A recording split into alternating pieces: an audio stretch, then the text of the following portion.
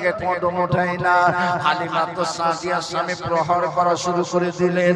ওই সময় একটা আওয়াজ ভেসে এলো, হালিমা তুমি কাকে উটের মাঝখানে বসিয়ে দিয়েছো? আমি আল্লাহ যাকে রাহমাতুল লিল আলামিন করে জমিনে পাঠিয়ে দিয়েছি। ওরে হালিমা, ওইটা জমিন থেকে কদম ওঠাবে না। উটের সম্মুখে তুমি আমার নবীকে বসিয়ে দাও। দুর্বা হালিমা তো সাদিয়া আমার নবীকে যখন উটের সম্মুখে বসিয়ে দিলেন, উটটা দ্রুত গতিতে চলতে শুরু করে দিল। আম্মা জান হালিমা তো সাদিয়া আমার নবীকে নিয়ে দুধ পান করাচ্ছেন। একটা স্তনের দুধ পান করিয়েছেন, অপর স্তনে মুখটা লাগিয়ে দিচ্ছেন, বারে মুখ মোবারকটা ঘুরিয়ে নিচ্ছেন।